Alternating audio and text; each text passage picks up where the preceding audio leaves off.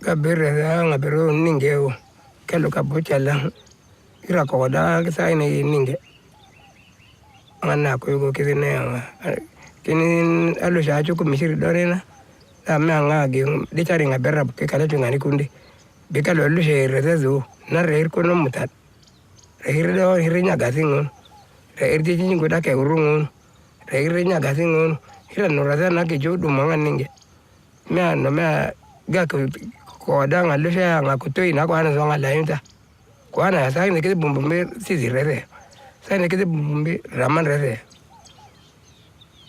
na bayra kala nga zoa ge ma kal kal ko ani ko bodo gina ka ba ko gujuran bar ngalu sha a gerri ngate na me ani ba me a gerri be ba ninge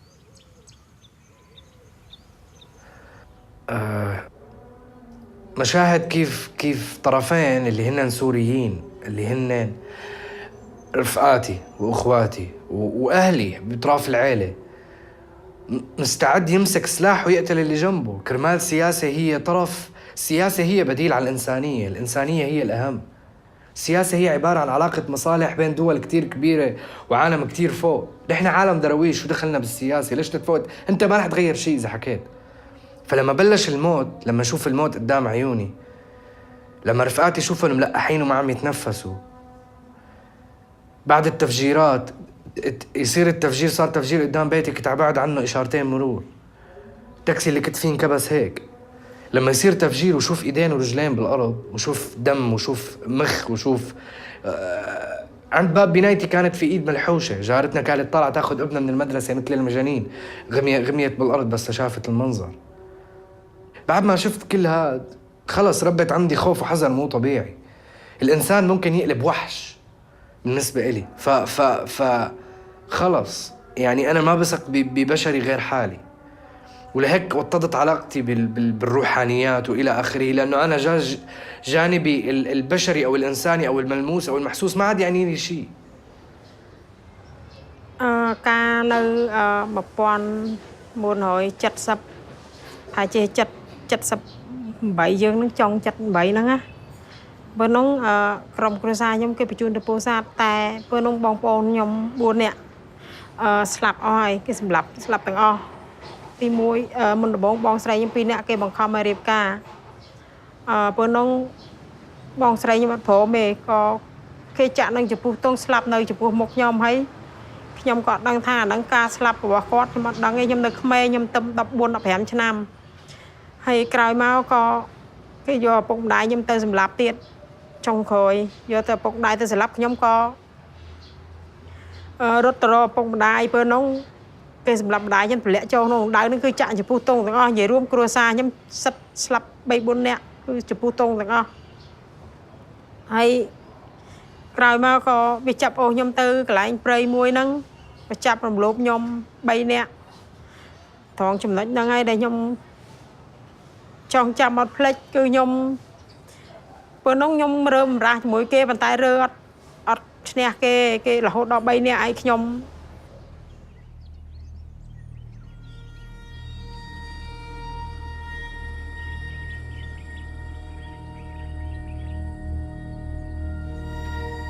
mu gihe cy'umwaka muri 1994 ikintu nibuka cyane ntashobora kwibagirwa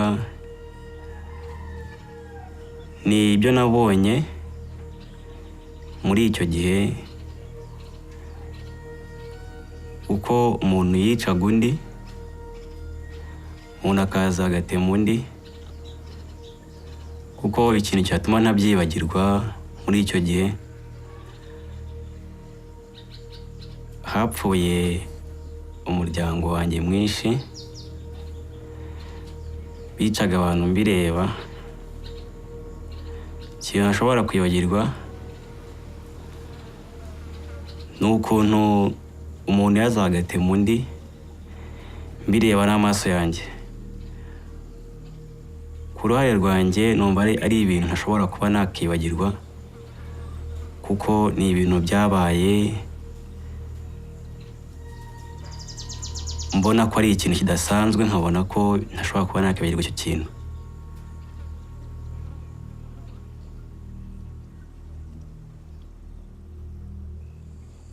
nubwo mu gihe cy'intambara nyine nari ndimo mvuga ikintu cyambabaje cyane. Ubwo twarahunze, maze guhunga mbese ntandukana n'ababyeyi. Maze gutandukana n'ababyeyi baho njyenyine, baho ba mu Masaka, bamo hafi nk'ibyumweru 2.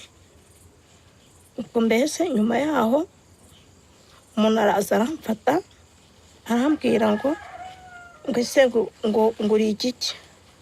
Jewe rero kubera ko narundi umwana cyane, ntabwo nari nzi gutandukanya umutu n'umututsi, ntabwo nari mbizi.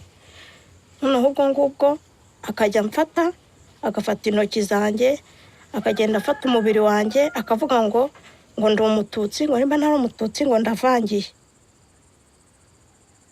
Akayabwira abo bantu ngo nibandase, ngo bankureho. Noneho nkajya muga se murandasa munyica, muranyicira iki? Kari nta kibi nakoze, muranyicira iki?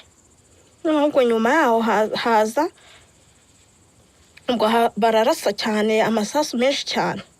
Maze kubasa amasasu menshi cyane ndirukanka. Noneho maze kwirukanka aho ngeze hose nkajya mbona ni imirambo y'abantu, amaraso. Noneho ngeze aho ubwo nahise nicara ndavuga nti Mana bibuka ushaka.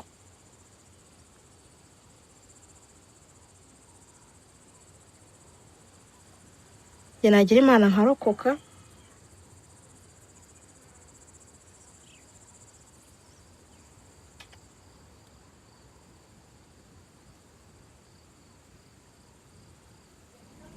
حتى من أول لحظة حملت فيها السلاح كان في نوع من أنواع الخوف. يعني الخوف موجود عند كل البشر، وخايف كمان إني أشيل دم أو كذا وهيك، أو إنه شيلت السلاح. أنا صرت يعني من معلم مدرسة إلى مسلح، بس في شيء أجبرني، يعني في مناظر أو أمور أجبرتني. لما أحيانا بيسألني إنه يعني أحيانا تخطر بباله أفكار إنه بابا ليش الحرب هاي كلها ما بدها تنتهي؟ إنه بابا ليش أنت مثلا تقتل العسكري ما عنده أب وأم عم يستنوه وعم ينتظروا مثلنا؟ يعني بابا بقول له إيه مزبوط الكلام. بابا كان ليش بابا؟ بقول له بابا لأنه هو على خطأ وإحنا على صح. طيب ليش هو على خطأ؟ إيه بابا هو على خطأ، هو عم يقتل أطفال، عم يقتل عائلات، عم يدنس المساجد، عم يقصر المساجد يا بابا. إحنا عم ندافع عن الإشي هذا. فإحنا بنحاول دائما الأطفال نبين لهم كل هالأمور هاي. يعني إنه صحيح أنا حملت سلاح، بس حملته في شغلات أجبرتني على حمله، ولا مو حب إنه أرتكب إنه أحمل دم على رقبتي مدى الحياة وأحس بذنب إنه أنا قتلت إنسان. لا، ما حد بيحب يقتل إنسان أو يلوث يديه بالدماء. ما بخافش من الموت. أنا بخافش من الموت بس لأجل سوريا، بخافش من الموت لأجل أبوي. وهذا لو إنه ما بوفاش أبوي كان بخاف من الموت، أما هسه ما بخافش من الموت. لو إنهم يذبحوني يموتوني يفجروني بقذيفة ما بخافش، مو منه يلحق أبوي ولا ظني بسوريا. Tungana tenti mini sa somo teke mi temi kuna chanti baka tenti freti mi venger tungana mi fazo biki betin bede na ngonda so fembi na niso betin bede bi fazo ako use quand même binga que biki bi venger déjà freti mi so mi gang batlo so quand même déjà na mezo ako user et si mi fa voici 10 ou 15 binga de que quand même bisara a lingi na leti ngonda freti mi so malgré le coup mais quand même amena zunga a queen batilo. Depuis bête mina dia ouais, bi gens de tranquille. עד שערב אחד באמצע תקופת המילואים הובלתי כוח של היחידה שלי לתפוס מחבל מתאבד בכפר בפאתי שכם. ואחרי שהובלתי את הכוח היינו צריכים להוציא אותו וירינו על הקירות כדי שהוא ידע שאנחנו החזקים. ויצאה מן הבית אישה עם ילדה לידיים וילדה קטנה לידה. היה 3 לפנות בוקר והילדה בבהלה רצה לקראתנו. פחדתי שתתפוצץ עליי ועל החיילים. צעקתי לה לעצור בערבית, היא לא עצרה. יריתי כדור מעל הראש שלה, היא עצרה. ובאותו רגע נעצר גם משהו בי. וזה היה הרגע הקצר הארוך ביותר בחיי. הילדה נשארה בחיים, וגם אני נשארתי בחיים. אבל באותו רגע מת משהו בשנינו. בילד שיורים עליו, משהו מת, אני לא יודע מה, אבל משהו מת. במבוגר שיורה על ילד, משהו מת, וכשמשהו מת, משהו חדש חייב להיוולד. התחושה של הבושה שיריתי בה, התחושה של הכאב, ובעיקר התחושה של פרק האצבע המורה ביד ימין שלחצה על ההדק, ירדה על ילדה. אני חושב שזו נקודה שמשהו חדש התחיל להיוולד.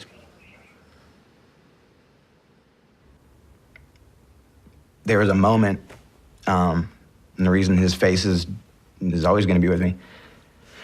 There was a moment when he looked at me, and our eyes kind of met, and at that moment, it was like everything else disappeared. There was no sound, and it was just two people looking each other in the eyes,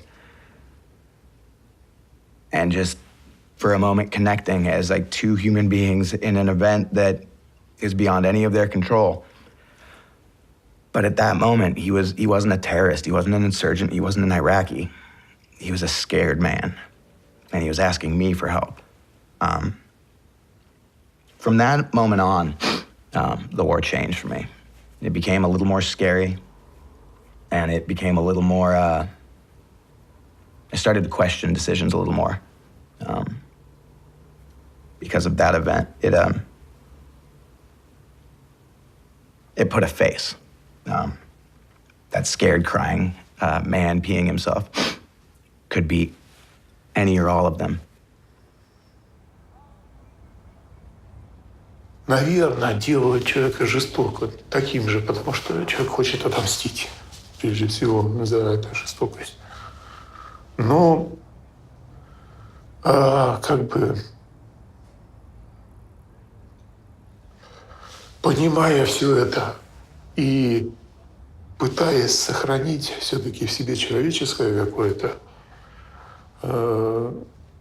осмысление, вот это приходит потом, что после смерти нет покаяния. Понимаете?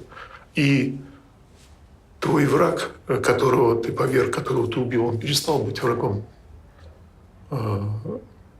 И приходит осмысление, что для чего это все, зачем мы убиваем друг друга, и конца этому не видно, понимаете? То есть человеческая натура, наверное, устроена так, что убивая другого человека, человек потом все-таки приходит к мысли, что этого можно было все-таки избежать как-то. Потому что жить с этим потом не так-то просто.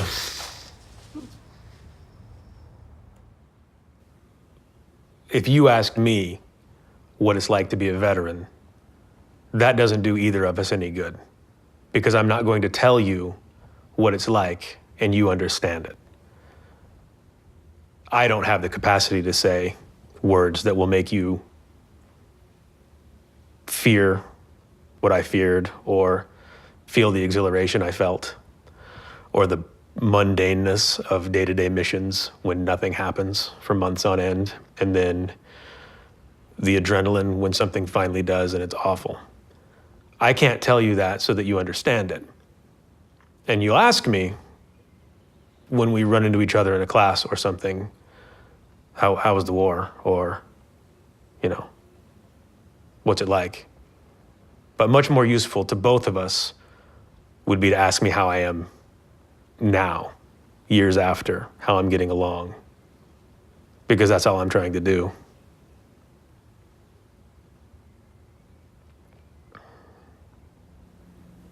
One of the most impactful things that will occur after being in combat is the feeling of killing another human being.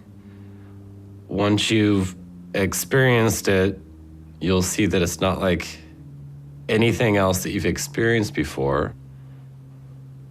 And unfortunately, that feeling, your body will want to experience again.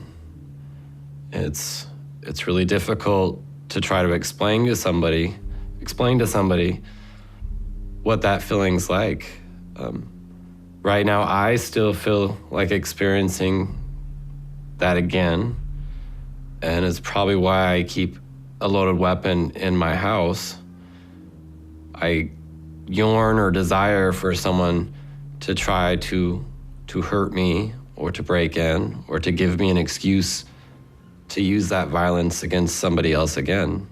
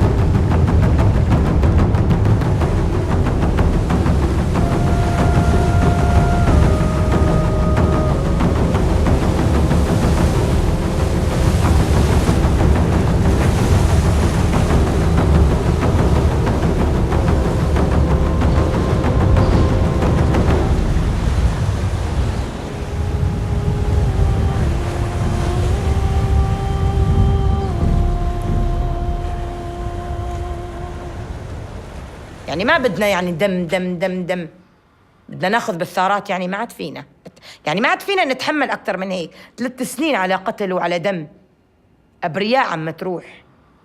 كمان ما بدنا نتسامح. هو التسامح هو الحرية بذاتها، هو السلام التسامح. متى ما صفت القلوب خلص صفي كل شيء، ما عاد ظل في دمار.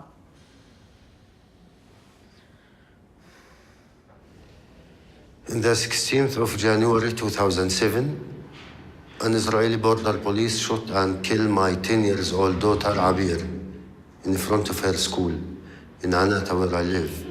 She was with her sister and 2 other friends, 9:30 in the morning.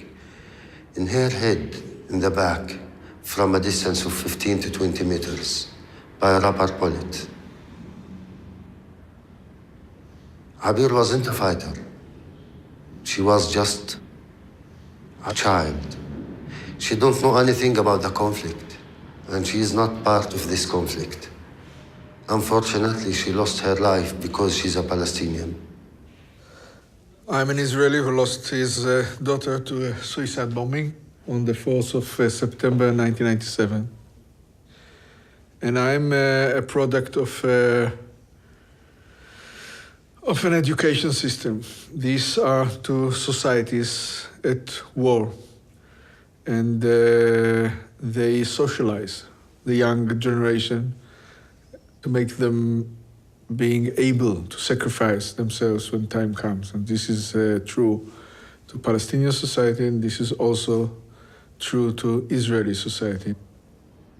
Because we are human beings, sometimes you think, if I kill the killer, or anyone from the other side, from the Israelis, or maybe 10, this will give me back my daughter. No. I'll cause another pain and another victim to the others. I decide to break this circle of violence and blood and revenge by stop killing and revenge and support revenge by myself. My definition of sides have changed dramatically. Today, on my side are all those who want peace and are willing to pay the price of peace, and the other side are those who do not want peace and are not willing to pay the price of peace. Many people told me that it's not your right to forgive in her name. And the answer, it's also not my right to revenge in her name. I hope she's satisfied. I hope she rests in peace. הסיפור הוא שנכנס קצין גרמני במדי אס-אס לגטו, ובליל גשום אחד אמא אומרת לו, קח את הילדה שלי.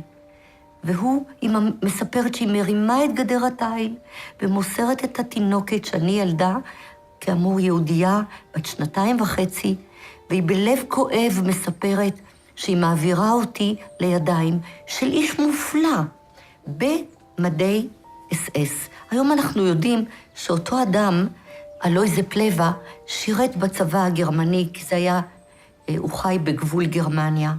אבל למעשה הוא לקח אותי למעיל שלו, הכניס אותי לתוך המעיל שלו כתינוקת, ומעביר אותי אל גבול גרמניה, פולין, לבית הוריו. והם מגדלים אותי, הוא מספר שאני ביתו הלא חוקית, והם מגדלים אותי, הופכים אותי לנוצריה קתולית, הם מגדלים אותי עד סוף המלחמה, איזה מחווה, איזה מקסם, איזה יד מושטת, חוויה של ניצוצות של אור בתוך דברים שהם נקראים טירוף של אנושות. אם אני רוצה ומעלה בדעתי לשאול את עצמי, האם אני הייתי יכולה להיות בתוך אחד המקומות האלה, ואולי הקשה ביותר, האם הייתי יכולה להיות במקום של אותו קצין גרמני? איך אנחנו יכולים בכלל לענות על השאלה הזאת? איך אפשר?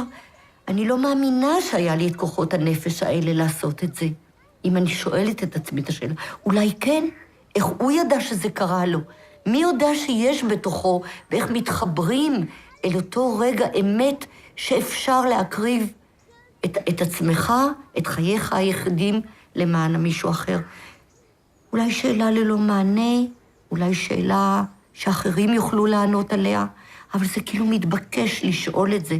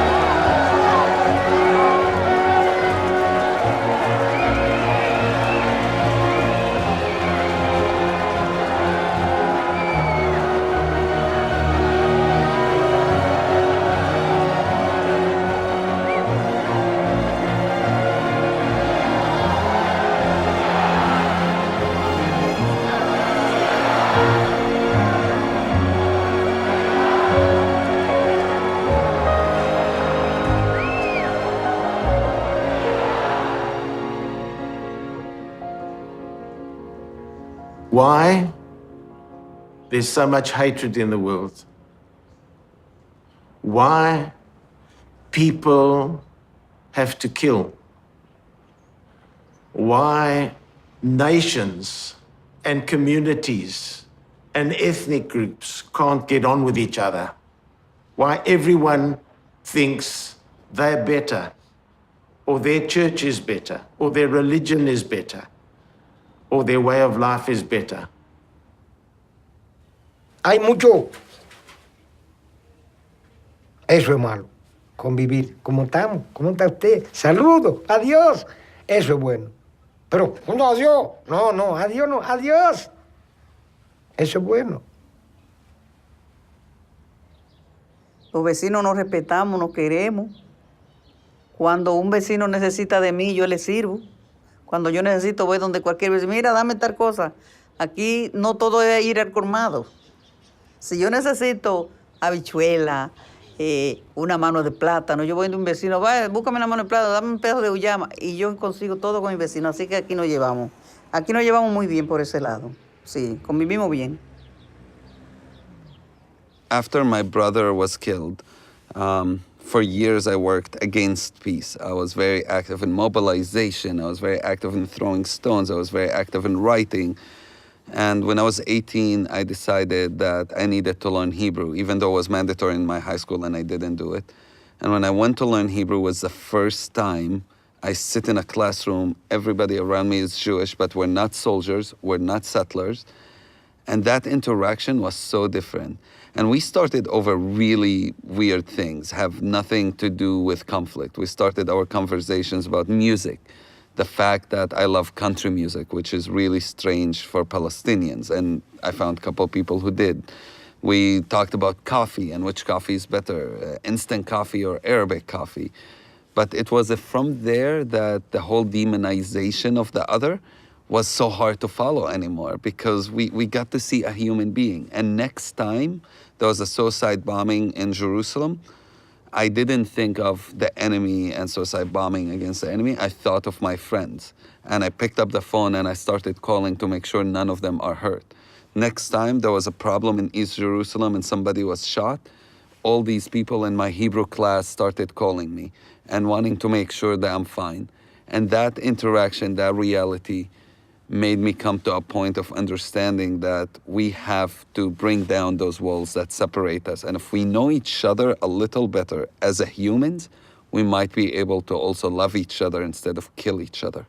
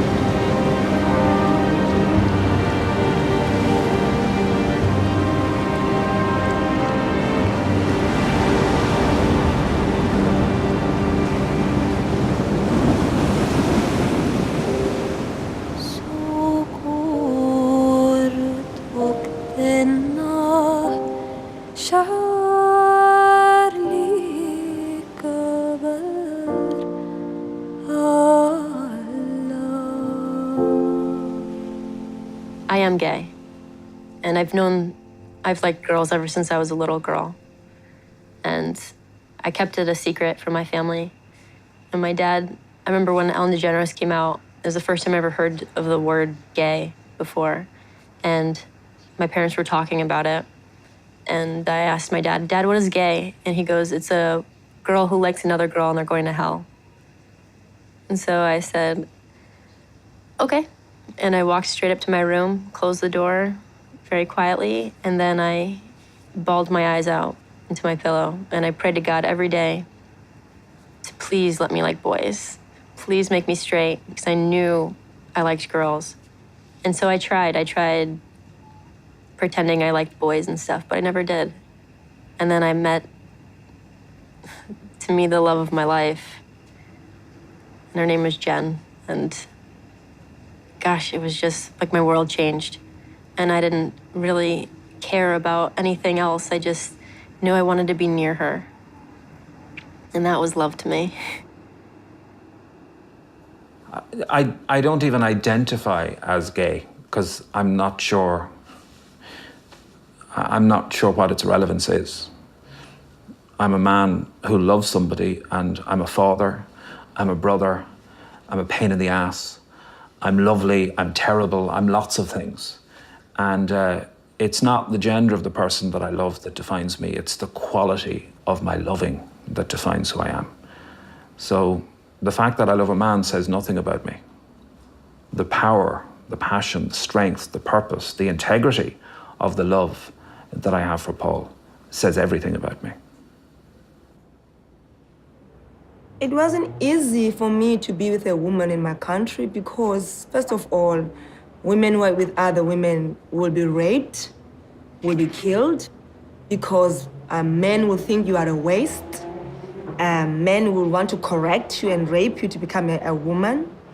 So also for me, for somebody who was married and actually come out of marriage and actually take that decision was actually a very difficult thing to do. And also as a mother, to actually have to explain that to my son, that I am now going to be with a woman and my family.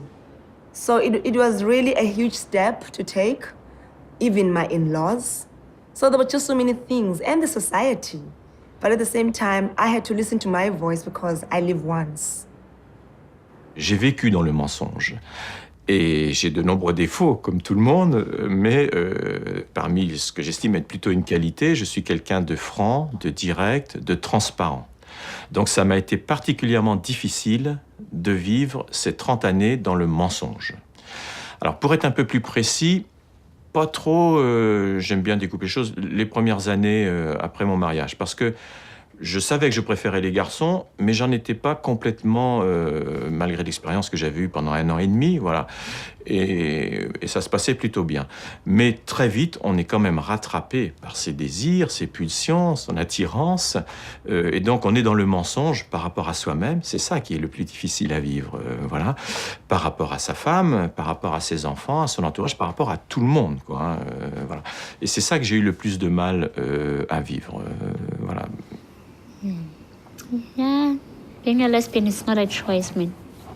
Something that is inside you. And that no one can help, or it's not curable, or it's not a disease actually. Because they always say we're sick. Our families even take us to the doctors, to the sangomas, but you just stay there. It's difficult with my grandmother because she doesn't approve with me being a lesbian, and she hates the fact that I'm one.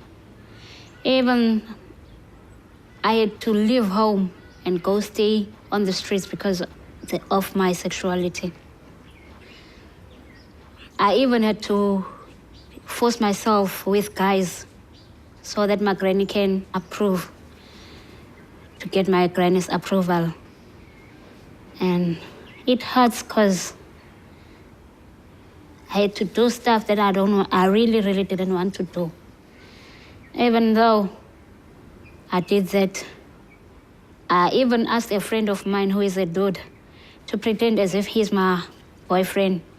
But that guy, what he did, he forced himself to me, and then he left me with HIV. And that was in 2003. I did all that just to get my granny's approval. But now, I know that I don't have to do anything to please someone else. Ne pas se sentir reconnu, ne pas se sentir compris, ne pas se sentir aimé tout simplement dans sa famille. Aimer, oui, mais pas aimer pour ce que l'on est. On a envie de partager quelque chose. Quand un homo, il ne sait pas si c'est mal ou pas mal. Et si on lui dit, mais c'est bien ça, enfin c'est bien, c'est comme ça, il ne pense plus. C'est à peu près comme quelqu'un qui sait pas s'il va avoir un cancer. Il sait pas s'il a un cancer ou pas. Et si on lui dit, mais t'en as pas un, un homo, il se demande ce qu'il a.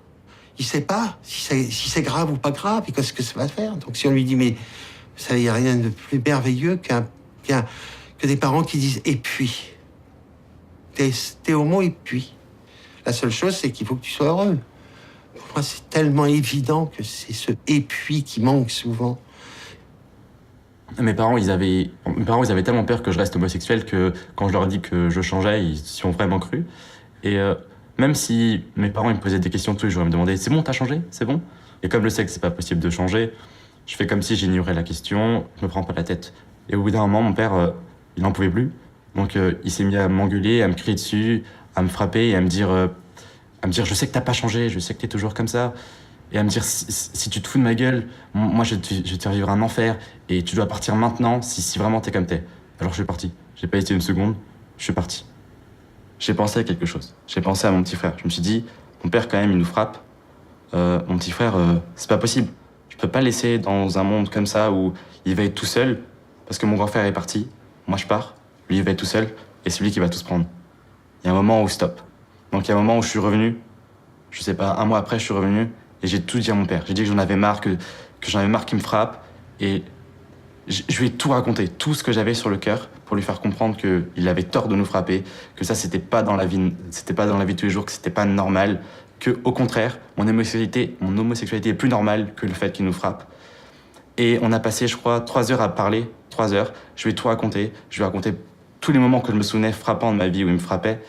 Et à la fin des 3 heures, il m'a dit une seule chose. Il m'a dit pardon.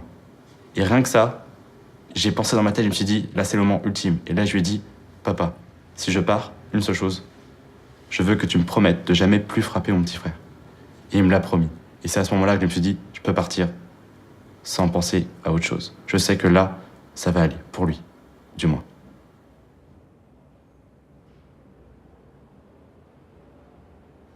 I have a son who's now 31 years old, who I love very much. He's gay, a gay man, and the day that he came out was quite significant. I knew that he was struggling with something. He'd been suicidal, and he was 18 years old. And he said to me one day, "Dad, I've got to tell you something." And I said, "Okay, son, tell me, what is it?" And he went pale. He really went white, and he said, "Oh, I feel sick."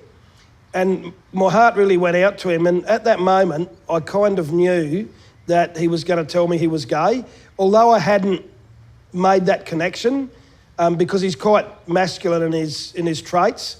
But just at that moment, I had a sense that that's what he was going to tell me. So I said to him, "Son, let me guess. Let me make it easier for you, I'll guess." And he said, "Yeah, okay." And I said, "You're going to tell me you're gay, aren't you?" And he went, "Yes, I am." And I just really, really felt for him because it was such a struggle for him to tell me that. And everything sort of made sense because he didn't want to be gay, and that's why he'd been suicidal. And so I just gave him a big hug and said, "I love you anyway, son. It doesn't make any difference to how much I love you." And I think that our relationship has really been a lot stronger since then. So that's been a journey in itself. Я пригласил человека к себе домой, с которым мы уже раньше общались. И потом, когда я что-то готовил на кухне, он параллельно открыл дверь, впустил своего приятеля И мне дали бутылкой по голове, кругом были осколки, было много крови. К моему горлу поднесли осколок бутылки, нож, и сказали, что сейчас меня убьют, потому что я гей. Естественно, слово «гей» звучало не так. Была нецензурная лексика. Мне было безумно страшно, и у меня все пересохло во рту, и параллельно я кучу мыслей, наверное, перекрутил. Я понимал, допустим, что я же не боюсь умирать. Почему мне так страшно? И я понял, что я просто не хочу умереть сейчас. Я вспомнил, как годом раньше я был на похоронах своего знакомого, которого убили, потому что он был геем. Я вспомнил те случаи, когда действительно убивали людей. Мне стало очень страшно.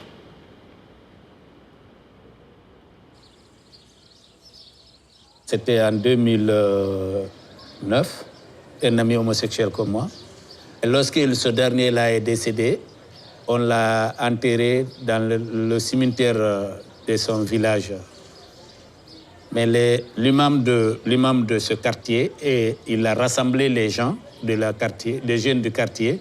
Ils sont partis au cimetière pour déterrer ce corps, enlever, attacher et traîner comme ça dans la rue. Et les médias, il y avait certains médias qui étaient là, qui filmaient ça. Et la police est venue. Après, la famille a récupéré le corps encore, allé enterrer le corps. Ils sont partis encore déterrer. On l'a déterré 3 fois. Et finalement, on a enterré le corps dans la cour de son père. Parce qu'on dit que la religion musulmane dit, quand on est homosexuel, si tu meurs, on n'a pas le droit de prier de ton corps, on n'a pas le droit de t'enterrer dans le cimetière musulman. C'est ça, il disait. I'm a gay man from Lebanon, and we have no rights over there. And we have no rights in the Arab world in general over there. And I think what I can do more is what I've started to do is, I think I should come out even more. I am out to my parents, I am out to my friends, I am out to my work, but I think I want to encourage other people like me, which have nothing to lose, because I have a salary, because my mom, it's proven with time, it took a time, but she's gonna love me anyway. Now she knows my boyfriend, she loves me for the way I am, my dad as well, my friends as well. I think if you don't tell anyone, the other moms won't know that it's okay to be gay. So they're not gonna know that being gay is not just about being a drag queen or dressing like girls or being just a hairdresser maybe or a makeup artist. And they need to know that. People should be less shy, people should be more daring when you have nothing to lose. Because some people have a lot to lose and those are not the people that should do the change, but the ones that have nothing to lose.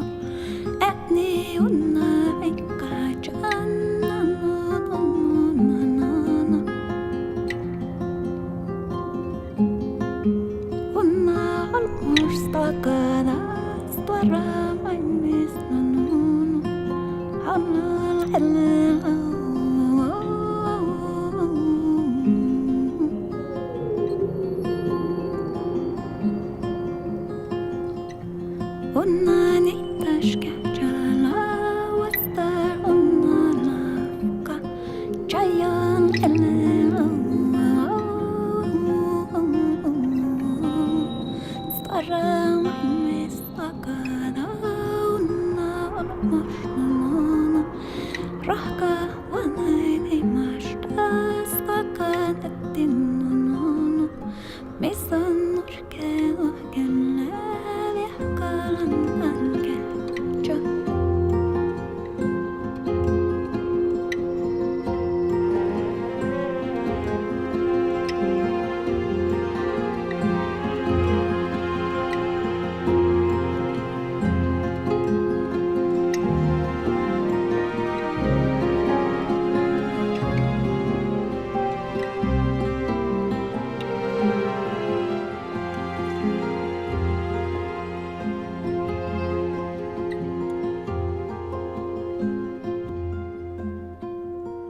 La familia para mí es comunión.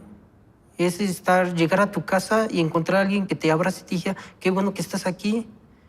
Ayudar a mis hermanos a hacer algo que ellos no pueden, que yo ya pude, por ser uno de los mayores. Enseñarle. Ver a mi papá llegar del trabajo, satisfecho, sentado en su sillón y pues poderle servir un café. Creo que me hace sentir bien. Algo que como que te llena por dentro. Y si te falta uno, te queda como que un hueco en el corazón, así como que, diablos, ¿qué pasó? ¿Dónde está? Creo que la familia es algo feliz, notable. Es otra cosa. Te llena. Lo más difícil para mí, de toda mi vida, el fallecimiento de mi papá. Porque pues...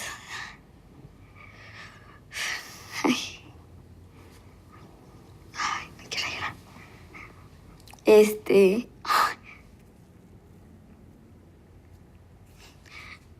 Fue con el que me apoyaba mucho. Era el que, pues, nos sacaba adelante a mis hermanos y a mí.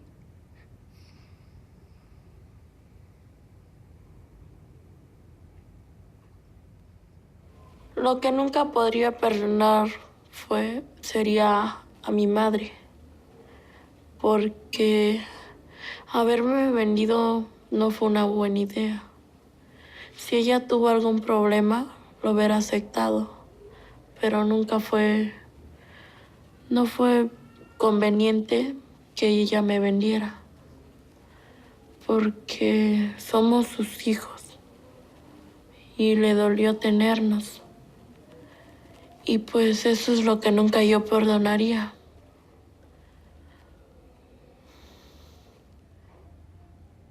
Yo me salí a los 12 años de la casa de mis abuelitos por maltrato.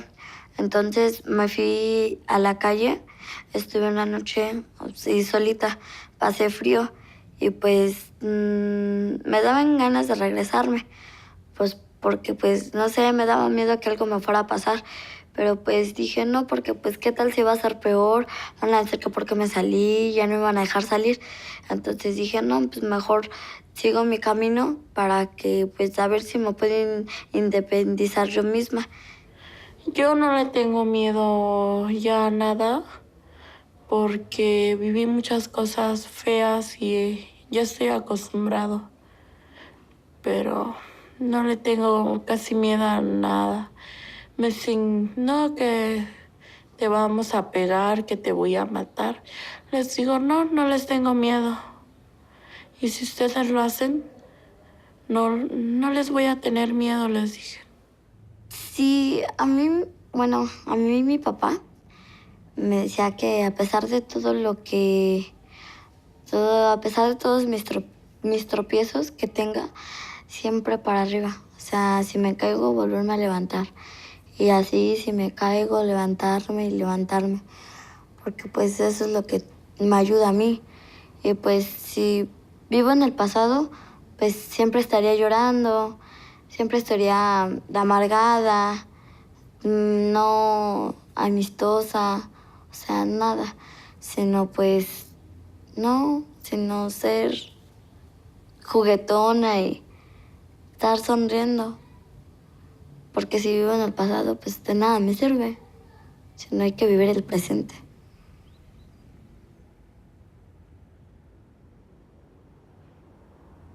Mi padre fue un gran hombre, un guerrero.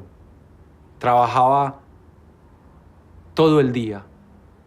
Era un pintor de carros y vivió una de las épocas más duras que ha vivido la ciudad de Medellín. Eran los años 80, donde el dinero del narcotráfico, de no trabajar, ese dinero del narcotráfico transformó la figura del padre, porque era el hijo que traía el dinero y aportaba más que ese obrero. Y yo le pregunté un día a mi padre, le dije, tú que trabajas tanto, mira que ellos simplemente por el dinero de la droga tienen todas las comodidades. Y él me dijo, el camino de nosotros es la educación. Yo me voy a matar y voy a trabajar para que ustedes se eduquen y para que lleguen lejos. Y solo con el tiempo te darás cuenta. Y es ahora que estoy acá, que soy un profesional, que estoy haciendo realidad ese sueño de niño. Y miro a un lado esa gente que el dinero, el narcotráfico, todos terminaron en nada. He ahí la prueba, que era el buen camino. Y por eso siempre le hago un homenaje a ese padre. Y siempre lo recuerdo. Y cada vez que hago algo, será en nombre de él, de que él se usó para que yo llegara aquí tan lejos. Gracias, papá. Ça peut sembler très bizarre, mais il est très difficile de dire à mes parents que je les aime, en fait, tout simplement. Je crois que c'est tellement puissant. C'est un sentiment tellement fort qu'au moment venu, on n'a plus les mots, on se dit pas je t'aime maman, je t'aime papa, ça se dit pas chez nous. Enfin, malheureusement, mais pourtant, on s'aime comme tout le monde, hein. Très très fort même. C'est ça qui est difficile. J'aimerais pouvoir trouver un jour la force de leur dire vraiment avec des mots avant qu'il soit trop tard. When I got back from Iraq and my good friend was killed, his mother did not have any other children, you know. He had come from a family that had divorced. His father had a whole nother family and children with his new wife, but his mother didn't. And it was really difficult because I felt responsible for his death in a lot of ways just because I was in charge of him. So I would always call her on his birthday and on the holidays. And even though it was a very difficult conversation, but I felt that's how, you know, I would honor him. And from that, the conversations got longer and longer every time I'd call. And then pretty soon, you know, she's coming over my house or I'm going over her house. And then when I got married and had my daughter, we just decided that, you know, she would be her granddaughter, you know, so now she has a family. And I guess that's what family means.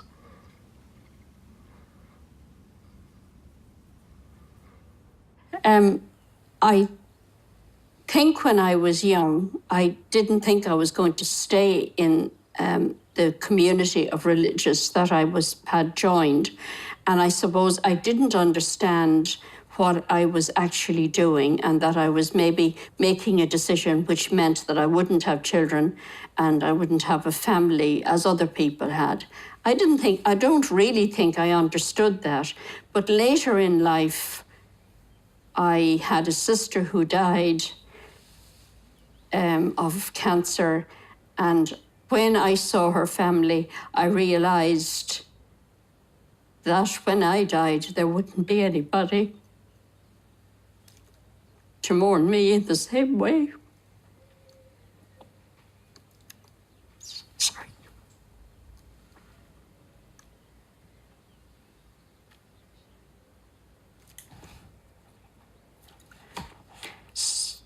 It is, as time goes on, then you recognize that you are a parent to other people who you work with or who are friends or who are related to you in some way.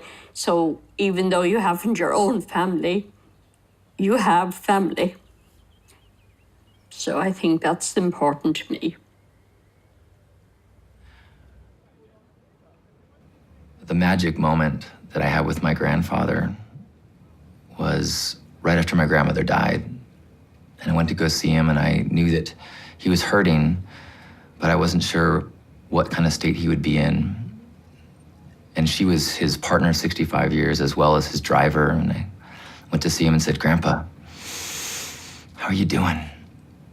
He said, "Did you know that for $4 I can get a shuttle anywhere in the city?"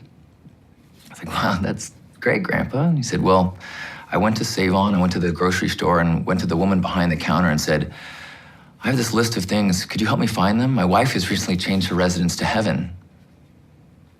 And I said, Grandpa, man, you always help me see the glasses half full. And he leaned back and he looked me in the eyes and he said, it's a beautiful glass.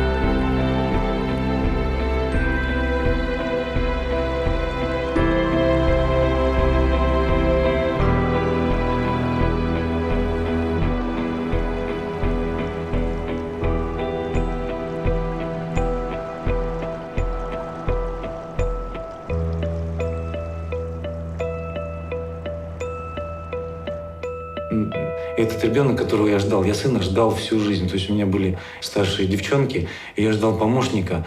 И сейчас хочу еще так же, чтобы был у меня ребенок-помощник. Но у меня помощник в том, что он мне подсказывает, он мне молчит, он смотрит на меня. Когда мы с ним что-то делаем, что-нибудь где-нибудь строгаем, стучим, я ему объясняю и проговариваю. Есть такая притча. Когда Господь сидел и распределял, кому, какого ребенка, в какую семью отправить, ангелы сидят и говорят: Господи, почему ты этого тяжелого ребенка даешь такую семью? Им так хорошо, они живут счастливо. Зачем им это? А он говорит: это мне для того, чтобы они могли ему донести, что есть я. Листочек на дереве, ветер. И я постоянно проговариваю ему.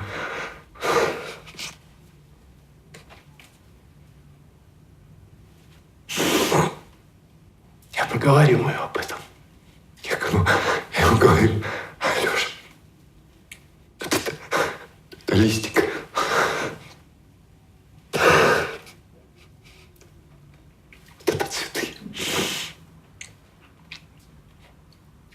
Это радость. Мы с ним выходим ночью. Я ему объясняю, что такое звезды. Я говорю: сын, звезды. А он видит это и смотрит на меня взрослыми глазами, не по возрасту. Еще не такое, что дух, который в нем живет, он намного сильнее меня. И он меня ведет.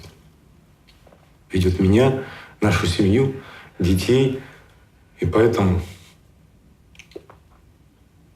я только сейчас начинаю понимать, что такое любовь. Изначально любовь к себе. Потому что для того, чтобы жить вместе, надо любить себя, любить свою жену, любить своих детей, в том числе старших, любить своих родственников, родителей, Родители мои живы. Любить людей. Любить людей. По сути. А суть одна. Тут только любовь может спасти этот мир.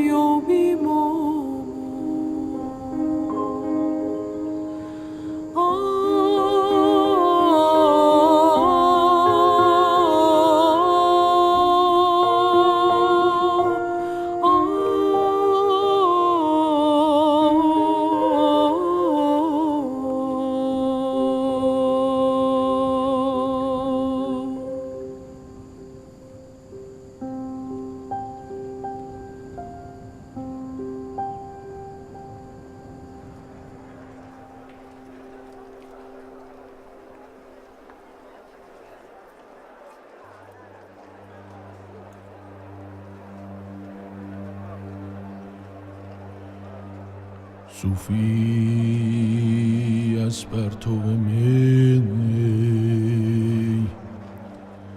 راز نهانی دانست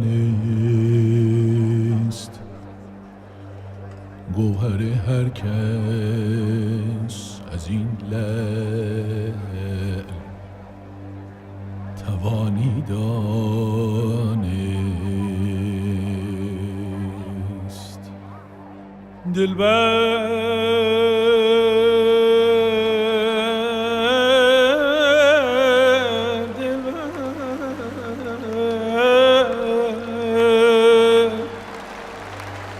آسایش ما مصلحت وقت نری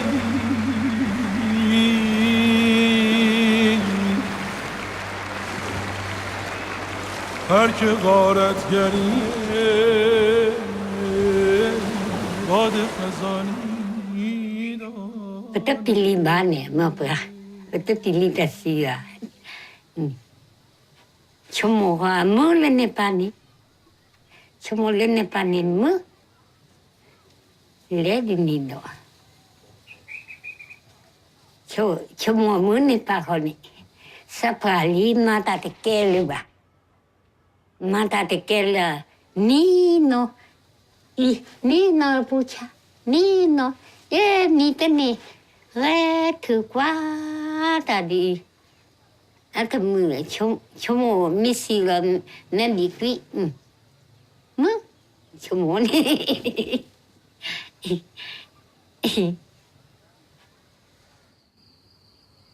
Après la mort, il n'y a plus rien. Et on va rigoler. On va au ciel, mais on ne prend pas le bon chemin. Quand on va à la terre, on va au ciel, on ne prend pas le bon chemin. Alors, je ne pense pas qu'il y ait une vie après la mort, moi. Je n'y crois pas du tout à ça.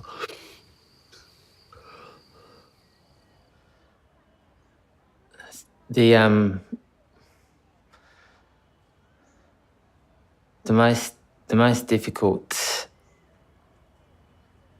experience I've had in my life is, I think, losing my father.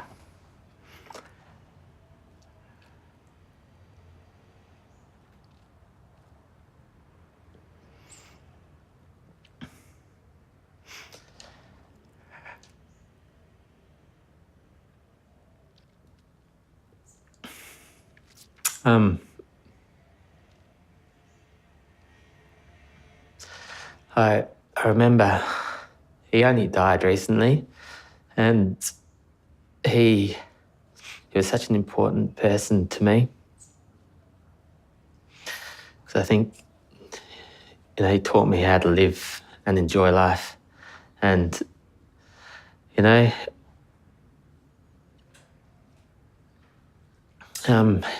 he died in my arms.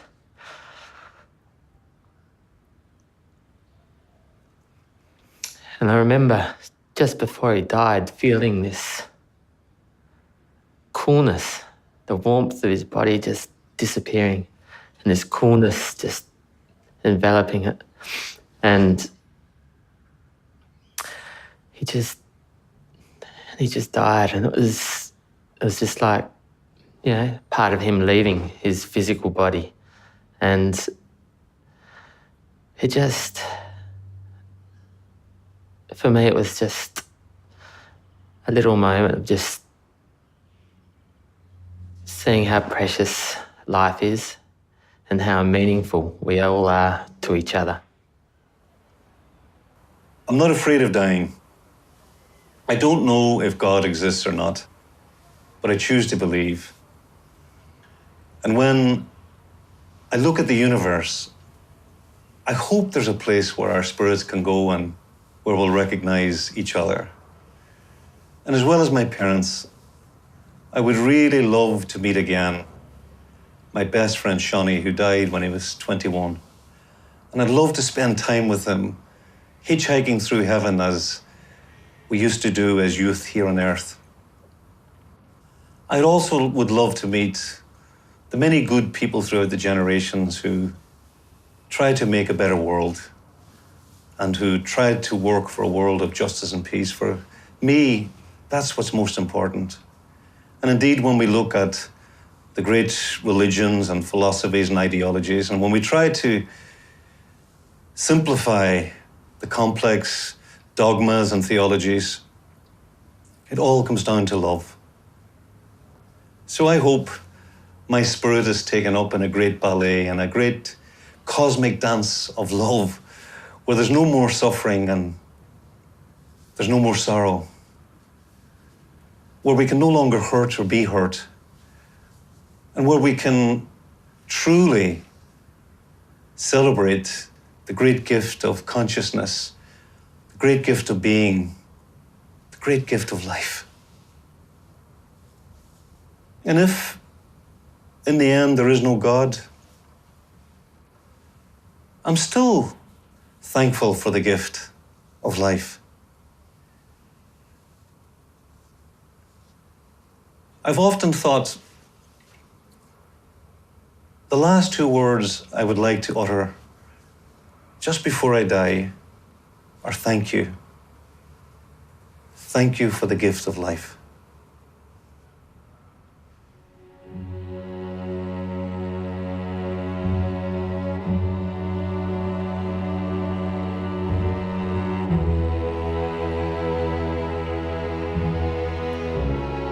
Y el sentido de la vida,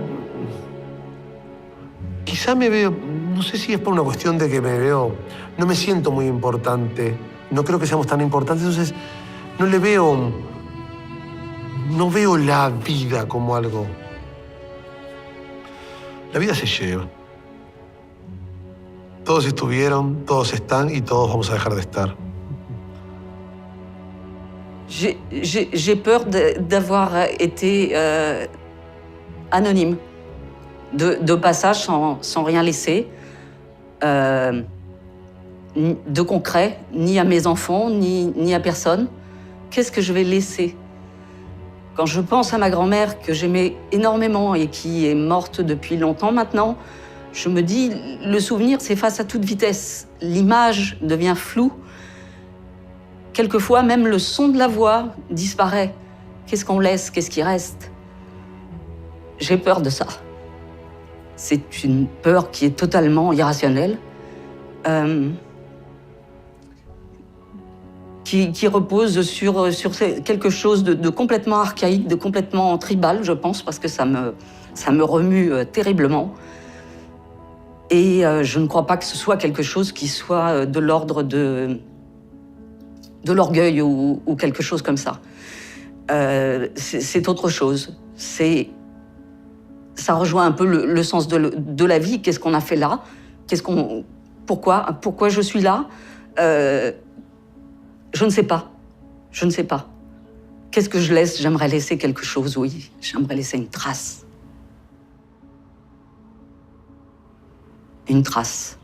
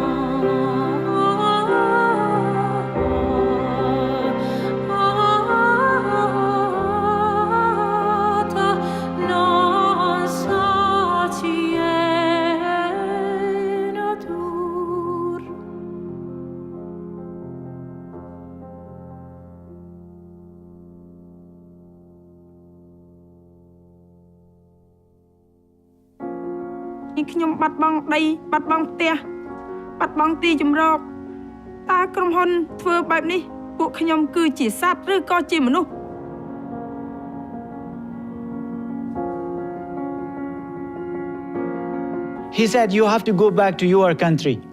I said, where is my country? I don't have a country, man. It's a killing ground. fi lañuy des mais liggéey moo fi amul da ngay gis kër ak lëmm nit xëy di tëdd ak a jóg.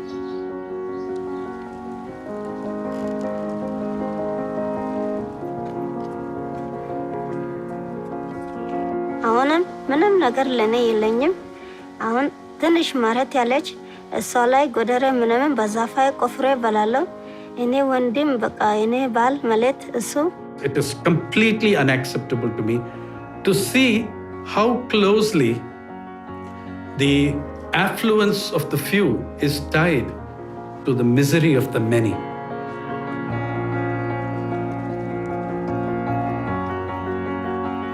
هیچ چیز فرق نمیکنه. خداوند مرا چشم و گوش و دان و دست پای داده سورم. منتها یک چیز فرق میکنه که یک آدم علمش بالاست، خوانده است، من نخوانده. Losing half of my body has forced me to balance the other areas of my life in a mental and spiritual manner. Счастье, когда внуки бегут навстречу и своим ангельским голосом кричат «Бабушка!». Вот именно когда бабушка кричат, а не бабушка, когда повзрослеет. Это тоже счастье. Me being 15 with a life sentence, what can be the meaning of my life? That is a hard question.